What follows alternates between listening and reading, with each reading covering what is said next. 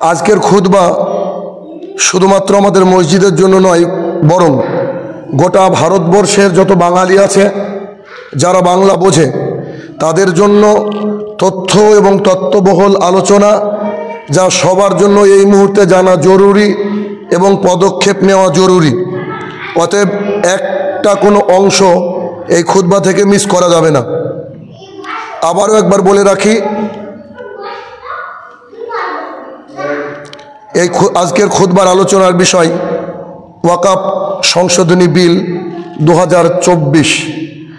এ বিষয়ে আমাদের গ্রাম বাংলার মানুষ অনেকেই অবগত নন যে ওয়াকফ কি, ওয়াকফ বিল কি।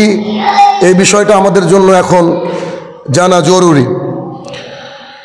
ওয়াকফ এটা হচ্ছে আরবি শব্দ, যার অর্থ হচ্ছে আল্লাহ সুবহানাহু ওয়া তাআলার রাস্তায় কোনো কিছুকে স্থায়ীভাবে দান করে দেওয়া, যেটার নাম হচ্ছে ওয়াকফ বা ওয়াকফ। এই ওয়াকফ মানে হচ্ছে, আবারও বলি, যে কোনো মানুষ তার সম্পদ, তার টাকা পয়সা, তার ব্যাংক ব্যালেন্স মারা যাওয়ার আগে আল্লাহ সুবহানাহু ওয়া তাআলার রাস্তায় দান করে যায়, আর সেই দান থেকে অসহায়, দরিদ্র বা যারা উপকার পাওয়ার তারা উপকার পায়, যা মূলত আল্লাহর জিনিস। ওয়াকফ করা হয় যা, তা মূলত আল্লাহর জিনিস। আর একটা বোর্ড যার মাধ্যমে এই সম্পদগুলোকে দেখভাল করা হয়, আয় ব্যয়ের হিসাব করা হয়, এ থেকে সমাজের কল্যাণমূলক কাজ করা হয়, তাকে বলা হয় ওয়াকফ বোর্ড। তাহলে সোজা বাংলা ভাষায় ওয়াকফ সম্পদ মানে আমাদের পূর্বপুরুষ, মুসলমান পূর্বপুরুষ, আমাদের বাপদাদারা যারা জান্নাত লাভের আশায়, আল্লাহ তাআলার সান্নিধ্য লাভের আশায় মুসলমান কমিউনিটির উন্নতি কল্পে যেসব জমি একেবারে আল্লাহকে দান করে দিয়ে চলে গিয়েছে, সেই সব জমিকে ওয়াকফ নামক যে বোর্ড তারা দেখভাল করে, দেখাশোনা করে। সেই বিল যে 2024-এ পরিবর্তন করা হয়েছে, তা নিয়ে আমাদের চিন্তা ভাবনার বিষয় রয়েছে। তাহলে ওয়াকফ আল্লাহর উদ্দেশ্যে, আল্লাহর রাহে দানকৃত সম্পদ স্থায়ীভাবে। আর যারা এই সম্পদকে রক্ষণাবেক্ষণ করে তারা হচ্ছে ওয়াকফ বোর্ডের সদস্য বৃন্দ, সভাপতি থাকে, ক্যাশিয়ার, সেক্রেটারি, সব কিছু থাকে। আচ্ছা, এখন আমাদের জানা দরকার যে ওয়াকফের সম্পত্তি কতটুকু ওয়াকফ সম্পত্তি রয়েছে, মানে মুসলমানের, আমাদের বাপদাদার দান করা সম্পদ কতটুকু রয়েছে আমাদের, এটা জানা জরুরি। ভারতবর্ষের বুকে সবচেয়ে বেশি জমি যাদের কাছে রয়েছে, গোটা ভারতবর্ষের বুকে সবচেয়ে বেশি জমি যে ডিপার্টমেন্টের হাতে রয়েছে, তারা হচ্ছে 1 নম্বরে রেল ডিপার্টমেন্ট। রেলওয়ে ডিপার্টমেন্ট, তাদের কাছে সবচেয়ে বেশি জমি আছে। গোটা ভারতবর্ষের বুকে যত জমি আছে তার 1 নম্বরে আছে রেল ডিপার্টমেন্ট। 2 নম্বরে আছে ডিফেন্স, অর্থাৎ পুলিশ যাকে আমরা বলি, এই পুলিশ ডিপার্টমেন্টের মধ্যে 2 নম্বর জমি। আর 3 নম্বরে যাদের জমি আছে তারা হচ্ছে ওয়াকফ। অর্থাৎ ভারতবর্ষের বুকে ওয়াকফ সম্পত্তিতে মুসলমানদের যে সম্পত্তি ওয়াকফ, সেই সম্পত্তির পরিমাণ 1/3 অংশ, মানে 1 নম্বরে রেল, 2 নম্বরে ডিফেন্স, আর 3 নম্বরে আছে আমরা। কল্পনা করেন কত জমি এই ওয়াকফ সম্পত্তি ছড়িয়ে ছিটিয়ে আছে গোটা ভারতবর্ষ জুড়ে। মোটামুটি একটা হিসাব করা হয় যে এই জমির পরিমাণ, ওয়াকফ সম্পত্তি অর্থাৎ মুসলমানদের বাপদাদার দানকৃত জমির, আমি বারবার করে এই শব্দটা ইউজ করছি যাতে করে বুঝতে পারেন যে মুসলমানদের, আমাদের বাপদাদার দানকৃত সম্পদ তথা ওয়াকফ সম্পদের বর্তমানে যে পরিমাণ উল্লেখ করা হয়েছে বা পাওয়া যাচ্ছে, তা হচ্ছে প্রায় 9 লক্ষ একর জমি, যা গ্রামের মানুষের কল্পনার মধ্যে আসবে না এটা কত জমি হয়। মানে ভারতবর্ষের 3 নম্বর পজিশন, এত বড় দেশ। চিন্তা করেন এত জমি কার? আপনার আমার বাপ দাদা দান করে গেছে আল্লাহর রাস্তায়। আল্লাহ সুবহানাহু ওয়া তাআলা তো দুনিয়াতে এসে এগুলোকে দেখভাল করবেন না, তাই আল্লাহ সুবহানাহু ওয়া তাআলার যারা বান্দা, খাঁটি মুমিন বান্দা, তাদেরকে দায়িত্ব দেওয়া হয়েছে, তোমরা এই জমিগুলোকে দেখো, উৎপাদন ফসল, উৎপাদিত টাকা তার থেকে মুসলমান কমিউনিটি, পিছিয়ে পড়া যারা রয়েছে, অসহায় যারা রয়েছে, তাদের কল্যাণার্থে তোমরা কাজে লাগাও। এই হচ্ছে ওয়াকাফ সম্পদ এর পরিমাণ আর ওয়াকাফ কাকে বলে। আশা করছি ক্লিয়ার হয়েছে। এবার পরবর্তী বিষয়, আপনারা হয়তো জানেন, যারা সোশ্যাল মিডিয়া কানেক্টেড তারা অলরেডি বুঝে গিয়েছেন যে এই ওয়াকাফ সংশোধনী বিল ছিল কয়েকদিন আগ পর্যন্ত। এইটা কিন্তু আর বিল নাই, এটা এখন আইন। আপনার supreme court, high court, Lok Sabha, Rajya Sabha সব জায়গা থেকে সিগনেচার করে আমাদের সম্মানীয় রাষ্ট্রপতি তিনিও কিন্তু, দ্রৌপদী মুর্মু, তিনি কিন্তু সাইন করে দিয়েছেন। এটা কিন্তু এখন বিল হয়ে গেছে, বিল নয়, এটা আইন হয়ে গেছে। বিলটা আইন হয়ে গেছে। এখন পরিস্থিতি খুব ভয়াবহ। তো পরিস্থিতি কেন ভয়াবহ, কি কারণে, এটা জানার দরকার। এই ওয়াকাফ যে আইন, তা ভারতবর্ষে লাগু হয়েছে বা মোটামুটি চলে 1995 সাল থেকে, মানে ওয়াকাফ অ্যাক্ট অফ 1995, যেটাকে পরবর্তী সময় 2013 সালে একবার সংশোধন করা হয়েছিল। কেননা কোনো আইন মাঝে মাঝে সংশোধিত হয়। তো 1995 সাল থেকে সংশোধন হয়েছে 2013, যেটাকে ফাইনালাইজ করা হয়েছে। ফাইনালাইজ করার পর আমাদের দেশের বর্তমানে থাকা মানে যারা সরকার, তারা চাইছে যে এই আইনে আবারও কিছু পরিবর্তন করব। তারা চাইছে কি, আবারও কিছু সংশোধন করব, পরিবর্তন করব। ভালো কথা, পরিবর্তন করেন। তবে তারা পরিবর্তন করে যে 5টা পরিবর্তনের কথা উল্লেখ করে এই বিলকে আইন বানিয়েছে, সেই 5টা সংশোধন, অ্যামেন্ডমেন্ট, এটা যে আমাদের জন্য কত ক্ষতিকর, কত ভয়ঙ্কর হতে পারে, তা আপনাদেরকে সংক্ষিপ্তভাবে সাবলীল ভাষায় একটু বলার চেষ্টা করব। তার আগে একটু বলি যে আমাদের ওয়াকাফ সম্পত্তির পরিমাণ প্রায়, আমি বললাম, 9 লক্ষ একর, যেখান থেকে আমাদের বার্ষিক আয়, সাসার কমিটির রিপোর্ট অনুযায়ী বার্ষিক আয় আসার কথা 12,000 কোটি টাকা আসার কথা, 12,000 কোটি টাকা আসার কথা সাসার কমিটির রিপোর্ট। কিন্তু সেখান থেকে আমাদের আসে মাত্র 100 কোটি টাকা। তার মানে বোঝা যাচ্ছে এই জমি কেউ না কেউ দখল করে আছে, কোনো প্রমোটার দখল করে আছে, সরকারের বড় বড় স্থাপনা দখল করে আছে, অথবা যারা ওয়াকাফ বোর্ডের সদস্য, আমাদের মুসলমান এই মুতোয়াল্লি যারা দেখভাল করে, তাদের মধ্যে কিছু শয়তান আছে যারা জাল দলিল করে এই জমিকে বিক্রি করে, অথবা সামান্য কিছু নামে মাত্র ভাড়ায় এই জমি খাটিয়ে তাদের সাধ্য সিদ্ধি করে। পরিস্থিতি তাহলে কোন দিকে যাচ্ছে চিন্তা করেন। এবার সরকার, মুসলমান দরদি সরকার আমাদের দেশের, 2014 সাল থেকে আমরা দেখছি যে মুসলমানের কত কত উপকার করেছে। এটা বলার অবকাশ না, গোটা বিশ্ব দেখছে। তারা মুসলমান দরদি হয়েছে বেশ কয়েক বছর থেকে। মুসলমান দরদি হয়ে বলছে, তোমাদের বাপদাদার সম্পত্তি মানছি, তোমরা ঠিকঠাক দেখভাল করছো না, অথবা আমরা একটু ইন্টারফেয়ার করব। পৃথিবীর কোন মন্দিরে একজন মুসলমান সদস্য রাখা হয়নি, অথচ তারা কি আইন করেছে একবার শুনলে আপনার চক্ষু চড়ক গাছ হবে। পরপর 5টা পরিবর্তন তারা করেছে, 1995 এবং 2013, দুবার চেঞ্জ করার পরেও, তারপরে আবার 2024, এই 2024-এ এসে তারা বলছে যে আমরা এই বিলে 5টা পরিবর্তন করলাম। এখন আপনি আমি আমাদেরকে জানতে হবে যে 5টা পরিবর্তন কি। 1 নম্বর পরিবর্তন, এই কমিটিতে, ওয়াকাফ কমিটিতে মুসলমান সদস্য তো থাকবে, সেই সাথে সাথে 2 জন মিনিমাম, অল্প করে 2 জন মিনিমাম, 2 জন হিন্দু সদস্য ঢোকাতে হবে। এ আইন যে অনৈতিক, বহু বুদ্ধিমান চোখ কানওয়ালা হিন্দুরাও বলছে। কেননা রাম মন্দির যেখানে হয়েছে, কই সেখানে তো তাদের কোর কমিটি, সেই কমিটিতে কোনো হিন্দু মুসলমানকে রাখা হয়নি। অযোধ্যা যে মন্দির রয়েছে, সেখানে তাদের যে কমিটি, সভাপতি, সেক্রেটারি, ক্যাশিয়ার, এক্সিকিউটিভ সেক্রেটারি ইত্যাদি, তার মধ্যে তো কোনো অমুসলমানকে রাখা হয়নি।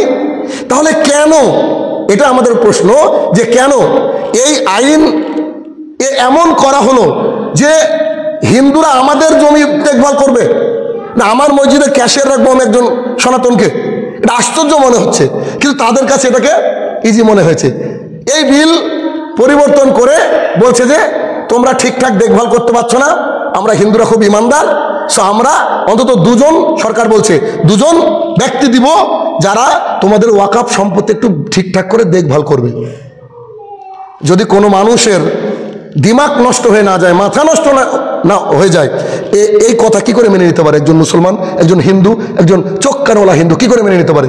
হাজারো হিন্দুরা প্রতিবাদ করছে আলহামদুলিল্লাহ। তাহলে প্রথম আইন কি?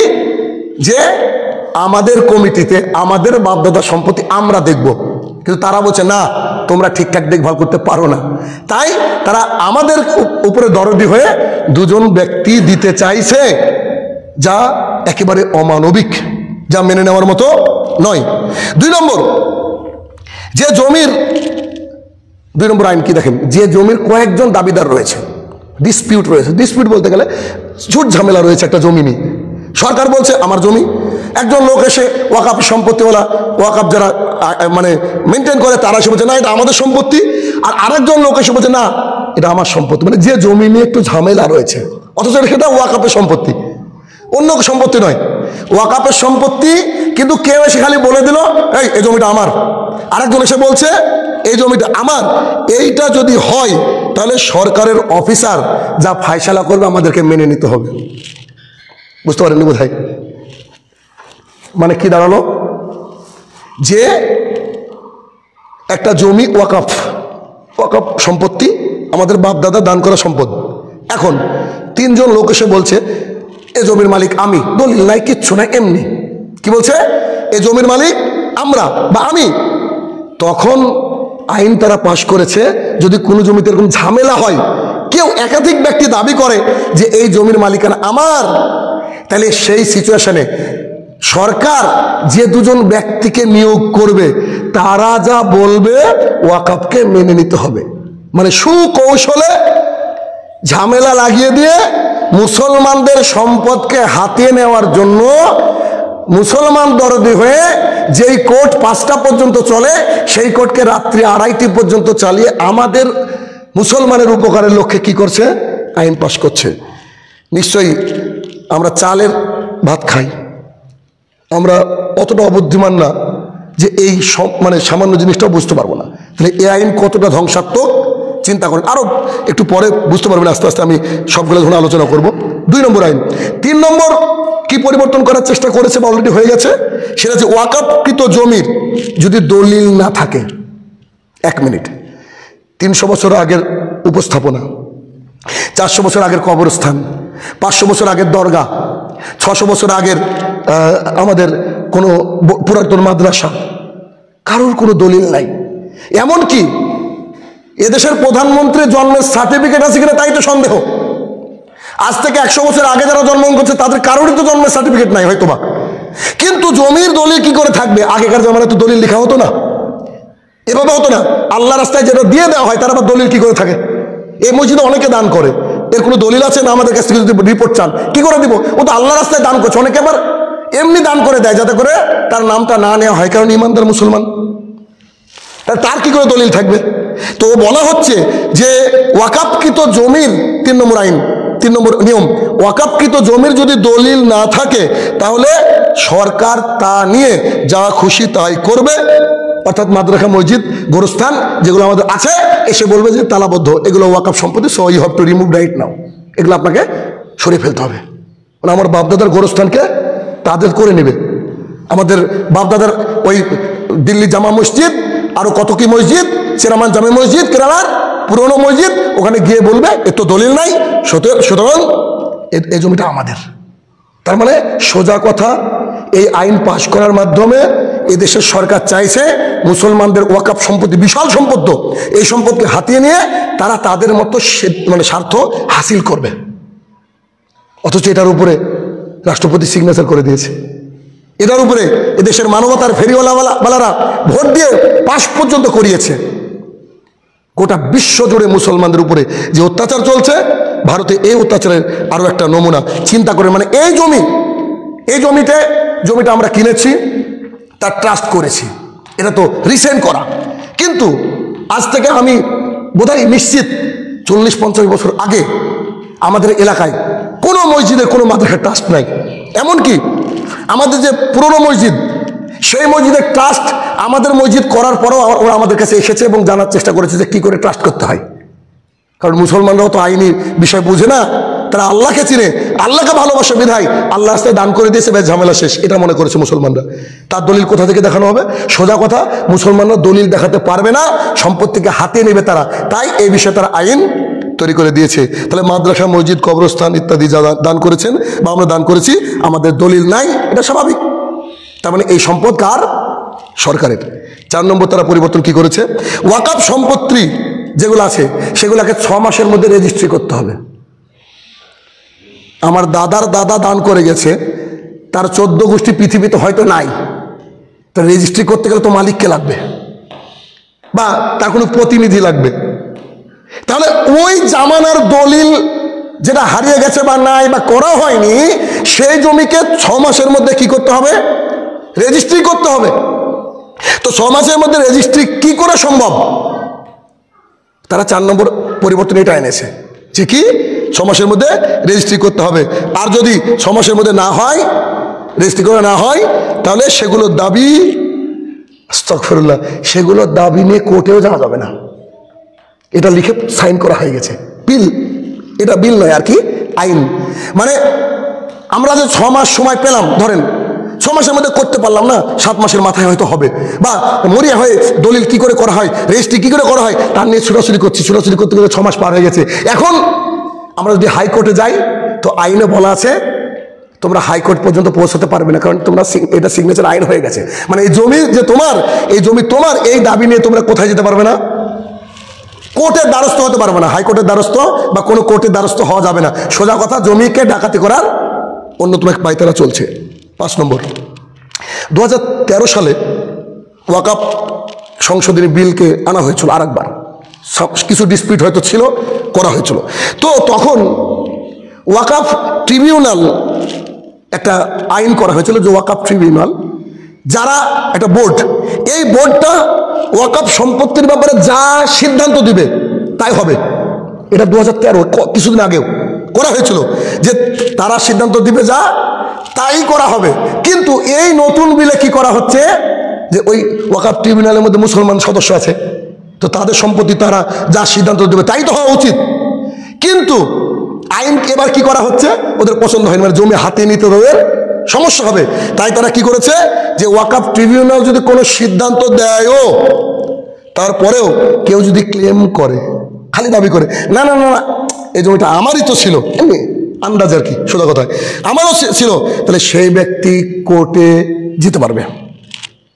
দেখেন, আগের আইনে, আগের নিয়মে কি বলা হলো, যে ওয়াকাফওয়ালারা কোর্টে যেতে পারবে না কেউ দাবি করলে। আর এখন বলছে যে ওয়াকাফের যে একটা গ্রুপ আছে, এই ওয়াকাফ ট্রিবিউনাল, ইনারা কোনো সিদ্ধান্ত দিয়ে দিল, অর্থাৎ মুসলমানদের ওয়াকাফ যারা সম্পর্কে রক্ষা করে সে আইনি কমিটি, তারা যদি কোনো সিদ্ধান্ত দেয়, তাহলে কেউ যদি এসে দাবি করে এটা আমার সম্পদ, তাহলে কি বলা হচ্ছে, আপনি কোর্টে যান, আইনি নোটিশ নড়ুন, আইনভাবে আইন চালান, ইনশাল্লাহ আপনারা এটাকে পরিবর্তন করতে পারবেন। কল্পনা করা যায়? চিন্তা করেন, এই হচ্ছে 5টা পরিবর্তন করে বিল এখন আইন। তার মানে এই যে মসজিদ যেখানে দাঁড়িয়ে খুতবা দিচ্ছি, আগামী দিনে যদি কোনো কেউ এসে বলে যে এই মসজিদ ওয়াকাফ সম্পদ, এখানে আমরা একটা শপিং মল করতে চাইছি সরকারের তরফ থেকে, আমাদের কোনো কথা বলার অধিকার নাই। এবার আপনি কল্পনা করেন তো, গোটা ভারতবর্ষে সর্বোচ্চ 3 নম্বরের জমি হচ্ছে আমাদের বাপদাদার দানকৃত সম্পদ। Crore crore, billion billion, trillion trillion টাকার সম্পদগুলোকে হাতিয়ে তো নিবেই, কিন্তু সেই সাথে সাথে মুসলমানকে নিশ্চিহ্ন করার অন্যতম একটা পায়তারা চলছে গোটা ভারতবর্ষ জুড়ে। গোটা ভারতবর্ষ জুড়ে পরিস্থিতি খুব ভয়াবহ। কিভাবে পরিবর্তন করে এটাকে রাতারাতি বিলকে আইন বানিয়ে দিল। তাহলে এখন আমাদের কি করার আছে, আমাদের কি করার আছে সেটা পরে বলছি। তার আগে একটু বলি, সেটা হচ্ছে যে সরকার বলতে চাইছে যে এই যে 5টা পরিবর্তন করেছে সরকার বলতে চাইছে যে না, মুসলমানের উপকারের জন্য মুসলমানের মহিলাদেরকে এখান থেকে দেখভাল করা হয় না, এতিমদেরকে দেখভাল করা হয় না, অথবা আমরা মুসলমানদের উপকারের জন্য এই আইন পাশ করছি। কার জন্য? উপকারের জন্য। আচ্ছা দেখি সরকার আমাদের জন্য কি কি উপকার করেছে। এক, ট্রিপল তালাক, এটা মুসলমানদের উপকার করেছে, যেটা আমাদের সংবিধানে রয়েছে, কোরআনে, তাকে উল্টো করে দিয়েছে, ট্রিপল তালাক আইন পাশ করে দিয়েছে। আর্টিকেল 370 মানে 370, আর্টিকেল 370 পাশ করে নিছে। এনআরসি, সিএ, এগুলো সব মুসলমানের জন্যই তো। ওদের নেতামন্ত্রীর ভাষণগুলো মনে নাই যে মুসলমানদের যদি কোনো দলিল না থাকে, জন্ম সার্টিফিকেট না থাকে, বাপদাদার কোনো কিছু না থাকে, তো মুসলমানদেরকে তাড়িয়ে দেবো আর হিন্দুদেরকে জায়গা দেবো, এটা আমাদের জন্যই তো। কি সুন্দর আইন। তারপরে সিএ, এসিএ, তারপরে আরো আপনার রাম মন্দির, কিছুদিন আগে বাবরি মসজিদকে রাম মন্দির করে দিল, কি সুন্দর আইন। তারপরে ওই যে ইউনিকোড সিভিল সার্ভিস, ইউসিসি, এগুলো আমাদের জন্য করা হয়েছে। সরকার বলছে আমরা মুসলমান মহিলাদেরকে তাদের প্রাপ্যকে বুঝিয়ে দেওয়ার জন্য চেষ্টা করছি, মুসলমানদেরকে সাহায্য করছি। কিন্তু আমাদের প্রশ্ন, আম জনতার প্রশ্ন, বিলকিস বানুকে যারা ধর্ষণ করেছিল, সেই বিলকিস বানুর ধর্ষকদেরকে ফুলের মালা দিয়ে বরণ করে নিয়েছে সরকার। বিলকিস বানু এত মুসলমান, তার ধর্ষককে কি করা হয়েছে? ফুলের মালা দিয়ে বরণ করে নেওয়া হয়েছে, সংবর্ধনা দেওয়া হয়েছে। মনে আছে 8 বছরের মেয়ে মন্দিরের মধ্যে 7-8 দিন ধর্ষণ যারা করেছিল, তাদেরকে এনে রাস্তায় মিছিল বের করেছে, দে ডিড গুড জব, তারা ভালো কাজ করেছে। আফরাদুলকে হত্যা করেছে একই, জুনাইদকে শেষ করেছে একই। তার মানে সরকার যা দাবি করছে এটা পুরোপুরি একেবারে একটা মিথ্যা দাবি। এ সরকার কখনোই আমাদের পক্ষে কোনো কাজ করে যাচ্ছে না, বরং মুসলমান নিধনের অন্যতম একটা পায়তারা করছে, অন্যতম পায়তারা। তাহলে এখন এই বিল কি সংবিধান বিরোধী নয়? এটা তো কোরআন হাদিস অনুযায়ী আমাদের বাপদাদার সম্পত্তির ব্যাপারে মানবতা দিয়ে দেখলাম। সংবিধান যদি দেখি, সংবিধানের ধারা 25, সংবিধানে তো ধারা আছে, সংবিধানের ধারা 25 নম্বর ধারায় সংবিধান, ভারতবর্ষের সংবিধান। হিন্দু লিখেছেন আম্বেদকর, তিনি বলে গিয়েছেন সংবিধানের ধারা 25-এ বলা হয়েছে যে পৃথিবীর এদেশের সবাই তার ধর্মীয় স্বাধীনতা পাবে। একটা হিন্দু তার ধর্ম পালন করতে পারবে, কেউ বাধা দিতে পারবে না। একটা খ্রিস্টান তার ধর্মীয় স্বাধীনতা পাবে, একজন মুসলমান তার ধর্মীয় স্বাধীনতা পাবে, সংবিধান বলছে। তাহলে তারা যে আইনকে আনছে, এই আইন অনুযায়ী আমরা আমাদের ধর্মীয় স্বাধীনতাকে তারা নষ্ট করার চেষ্টা করছে। তারা সংবিধান বিরোধী, শুধু ইসলাম বিরোধী নয়, তারা সংবিধান বিরোধী। ধারা 26, এই ধারা 26-এ কি বলা হয়েছে? বলা হয়েছে যে কোন ধর্মের মানুষ তাদের প্রতিষ্ঠানকে তাদের নিজের ইচ্ছা মতো চালাতে পারে। অর্থাৎ আমার মসজিদকে কি করে চালাবো, দ্যাটস আওয়ার ওন ম্যাটার, এটা আমাদের নিজের দায়িত্ব, নিজের কর্তব্য। কি করবে এটা অন্য কেউ ইন্টারফেয়ার করবে না, সংবিধানের ধারা 26। কিন্তু এই আইনে যে 5টা আমি পরিবর্তনের কথা বললাম, এই আইনটা হয়ে গেল। আইনে কি বলা হয়েছে? যে আমার মাদ্রাসা, আমার মসজিদ এসে তারা নাকি দেখভাল করবে, তারা নাকি দেখভাল করবে। মানে চিন্তা করে দেখেন আজকে পরিস্থিতিটা কোথায় পৌঁছে গিয়েছে। তাহলে এই অবস্থায় এখন আপনার আমার মনের মধ্যে প্রশ্ন যে আমাদের করণীয় কি, আমরা কি করব? আমরা আল্লাহর কাছে দোয়া তো করবই, আরও কিছু কাজ করব। আল্লাহ তাআলা আমাদেরকে এইগুলো বুঝে আমাদের বাপদাদার সম্পত্তিকে রক্ষা করার তৌফিক আদা করুক। আল্লাহুম্মা আমিন।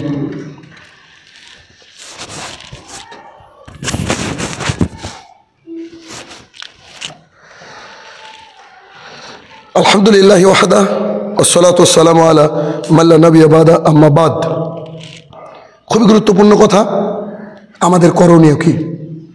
আমরা মুসলমান, আমাদের একটা সংবিধান আছে, আমরা সেই সংবিধান অনুযায়ী আমাদেরকে চলতে হবে, এর বাইরে আমরা চলতে পারি না। এখন এই যে বিল, যেটা আইন হয়ে গেছে, এই বিলের কি বিরোধিতা করা যাবে? এই আইনের কি বিরোধিতা করা যাবে? এটা আমাদের কাছে প্রশ্ন, অনেকের কাছে প্রশ্ন। যে এটা হচ্ছে গোটা ভারতবর্ষ জুড়ে আন্দোলন চলছে, আজকেও আন্দোলন আছে, 14 তারিখও বহরমপুর আন্দোলন আছে, 26 তারিখও কলকাতা, দিল্লি, বিভিন্ন জায়গায় আন্দোলন আছে, গতকালকেও কেরালায় আন্দোলন আছে। গোটা ভারতবর্ষ জুড়ে এই যে আন্দোলন চলছে, এই এখন আমাদের করণীয় কি? অনেকে প্রশ্ন করছে। দেখুন, ইসলাম কমপ্লিট কোড অফ লাইফ, পূর্ণাঙ্গ জীবন বিধান, ইসলাম মানবতার এক ধর্ম, যেটা আমাদেরকে দিয়েছে সে অনুযায়ী আমরা কাজ করতে পারবো। কিন্তু প্রশ্ন এখানে একটু পেছনে নিয়ে যায় আপনাদেরকে, কারণ কোরআন আর সুন্নাত হিন্দু অমুসলমানরা মানবে না, তো তাদেরকে তাদের জিনিসদের জবাব দিতে হবে। কারণ এই খুতবা আজকে গোটা ভারতবর্ষের বাঙালিদের জন্য বলেছি। সেটা কি? 1930 সাল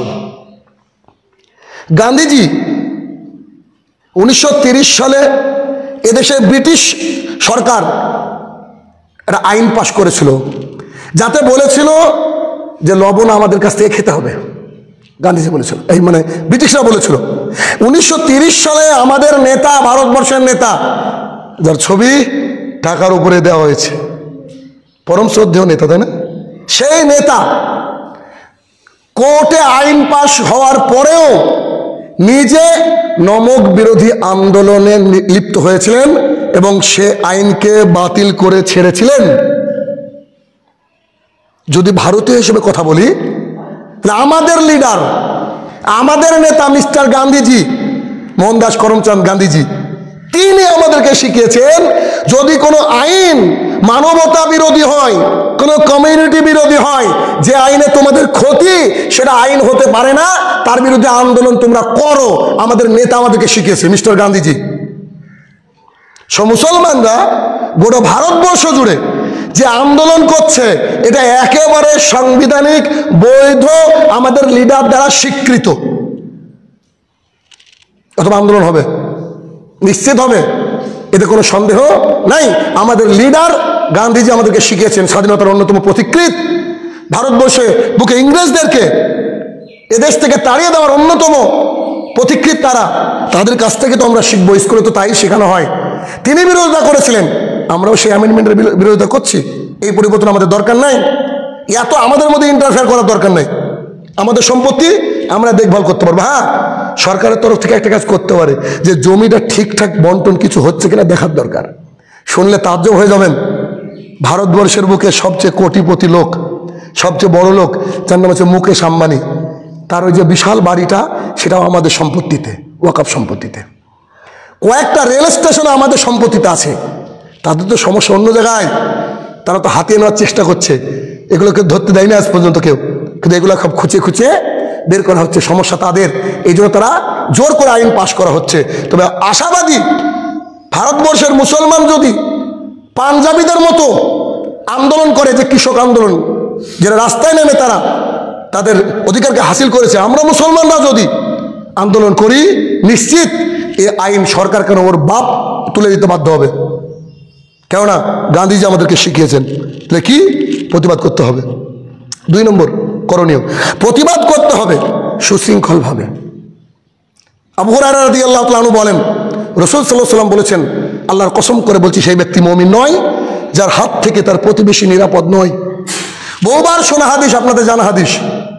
অথবা এই আন্দোলন করতে গিয়ে কোনো রকমের কোনো সরকারি সম্পদ, নিজেদের বা পরের সম্পদ ভাঙচুর, অপরের সাথে ঝামেলা জড়ানো, কোনো সম্পদকে ভাঙচুর, রাস্তা অবরোধ করে মানুষকে কষ্ট দেওয়া, এগুলা করা যাবে না, এগুলো করা যাবে না। তবে রাস্তায় চলতে গিয়ে একটু যানজট হতে পারে, এটা স্বাভাবিক বিষয়। কারণ হাজারো মুসলমান যখন রাস্তায় নামবে, স্বাভাবিক একটু অবরুদ্ধ হবে। কেন? মুসলমান তার অধিকার লড়াইয়ের জন্য নামবে। তাহলে মুসলমানরা মধ্যমপন্থী মুসলমান হবে, প্রতিবাদ করবে, কিন্তু কোনো কিছুর ভায়োলেন্ট করবে না, যাতে করে জাতির কোনো অসুবিধা হয়। কারণ মুসলমানের কাছে গোটা পৃথিবী সুরক্ষিত। 3, আল্লাহর কাছে বেশি বেশি করে সাহায্য চাইতে হবে। আল্লাহর কাছে কি করতে হবে? বেশি বেশি করে সাহায্য চাইতে হবে সলাতের মাধ্যমে। এটা কে শিখিয়েছে? এটা মুহাম্মদ রাসূলুল্লাহ সাল্লাল্লাহু আলাইহি সাল্লাম শিখেছেন। যখন তাকে তায়েফের ময়দানে মেরে রক্তাক্ত করে দেওয়া হলো, তিনি কিন্তু এসে সালাত আদায় করে আল্লাহর কাছে দোয়া করেছিলেন। যখন তিনি বিপদে পড়তেন, কষ্ট পেতেন, তখন সঙ্গে সঙ্গে তিনি মসজিদে গিয়ে 2 রাকাত সালাত আদায় করে আল্লাহর কাছে দোয়া করতেন। আজকে ভারতবর্ষের 95% মানুষ, মুসলমান যারা সালাতে আদায় করে না, এদের আবার ওয়াকফ সম্পত্তির উপরে দরদ কি করে আসবে? অর্থাৎ তারা যদি এই সিদ্ধান্ত নেয়, আজকের আমার এই জুমার খুতবা শুনে তারা যদি এই সিদ্ধান্ত নেয় যে আজকের পর থেকে আমরা সালাত আদায় করে অন্তত একদিন তাহাজ্জুদ পড়ে আল্লাহর কাছে কেঁদে আল্লাহর কাছে বলবো, তারপরের দিন রাস্তায় নামবো, দেখি কোন মায়ের বেটা আছে আমাদের সম্পদকে তারা হাতিয়ে নেয়। তাহলে কি করতে হবে? আল্লাহর কাছ থেকে সাহায্য চাইতে হবে। যিনি বিশ্ব নিয়ন্তা, তিনিই পারেন গোটা পৃথিবীকে পরিবর্তন করতে। তিনি পারেন। তাহলে শুধুমাত্র আমরা আমাদের মতো আন্দোলন করে গেলাম, মসজিদমুখী হলাম না, ইমানদার হলাম না, তাহলে এই ওয়াকফ সম্পত্তি দখল করেও কোনো কাজ নেই, আইনকে চেঞ্জ করে কোনো কাজ নাই। কেননা যদি আপনি সালাত আদায় করে আল্লাহর কাছে চেয়ে আপনি ওখানে যান, হয়তো আল্লাহ আপনাকে শহীদি মর্যাদাও দিতে পারে। তাহলে কি করতে হবে? নামাজের মাধ্যমে সাহায্য আল্লাহর কাছে চাইতে হবে। পরিশেষে নিজের সম্পদ রক্ষা সবাইকে করতে হবে, কারণ এটা একটা খুবই গুরুত্বপূর্ণ ইসলামের বিষয় যে নিজের সম্পদ রক্ষা করার জন্য যুদ্ধ পর্যন্ত করার কথা রাসূল সাল্লাল্লাহু আলাইহি ওয়াসাল্লাম বলেছেন। আমাদের সম্পদ, আমাদের দাদারা শুয়ে আছে, আমাদের আত্মীয় শুয়ে আছে, সে কবরকে তারা নিয়ে নেবে, তারপরে শপিং মল বানাবে, যা খুশি করে তাই তারা ইউজ করবে, এটা হতে পারে নাকি? অসম্ভব। তাহলে আসুন আমরা ওয়াকফ সম্পর্কে বেশি বেশি করে মানুষকে সচেতন করি এবং সেই অনুযায়ী আমরা আমাদের জীবনকে পরিচালনা করি, যেমন করে আমাদের গাইডলাইন দিয়েছেন আমাদের নেতাগণ, আমাদের রাসূল সাল্লাল্লাহু আলাইহি ওয়াসাল্লাম, আল্লাহ সুবহানাহু ওয়া তাআলা। সেই অনুযায়ী আমরা প্রতিবাদ করি, শালীনতা ভদ্রতা বজায় রেখে কোনো রকমের কোনো কিছু ভাঙচুর অবরোধ ইত্যাদি না করে যদি প্রতিবাদ করি, কোর্টের দ্বারস্থ হই, ইনশাআল্লাহুল আজিজ এই আমাদের সম্পদ আবার আমাদের হাতে চলে আসবে বলে আমরা আশাবাদী। হে আমার প্রতিপালক, গোটা ভারতবর্ষের মানুষকে এই বিলের বিরুদ্ধে সুন্দর যেমন করে গান্ধীজি আন্দোলন করেছিলেন ওইভাবে আন্দোলন করার তৌফিক আদা করো, আল্লাহুম্মা আমিন। হে আমার প্রতিপালক, আমাদের বাপদাদার অনেক কষ্টে অর্জিত সম্পদ যেগুলো তারা আল্লাহ সুবহানাহু ওয়া তাআলার রাস্তায় দান করে গিয়েছে, মাবুদ সেই সম্পদকে তুমি এভাবে হেলায় আমাদেরকে হারাতে দিও না, যাতে করে আমরা সম্পদকে আবার অর্জন করতে পারি। আল্লাহ তুমি সেই তৌফিক আদা করো, আল্লাহুম্মা আমিন। হে আমার প্রতিপালক, যারা মুসলমানের দরদি বলে কাজ করছে, তারা কেউ যে মুসলমানের দরদ না আমরা বুঝে ফেলেছি, তাদের আসল চরিত্র তুমি গোটা দুনিয়াবাসীর সামনে উদ্ঘাটন করে দাও, আল্লাহুম্মা আমিন। আর মুসলমান কমিউনিটির কাছে আমার একটা দাবি, কোনো মাযহাব, কোনো দল, কোনো মত, এখন যদি আমরা এটা করি তাহলে আমাদের চেয়ে নোংরা, আমাদের চেয়ে নিকৃষ্ট আর কেউ থাকবে না। সমস্ত ভেদাভেদ ভুলে সবারই এগিয়ে আসা উচিত এই আন্দোলনের এর বিরোধিতা করার জন্য, এই অ্যামেন্ডমেন্টের বিরোধিতা করার জন্য, এই আইনের বিরোধিতা করার জন্য। আল্লাহ তাআলা যেন সমস্ত মুসলমানকে এই উসিলায় এক সাথে আসার তৌফিক আদা করে। আল্লাহ তুমি সেই তৌফিক আদা করো, আল্লাহুম্মা আমিন।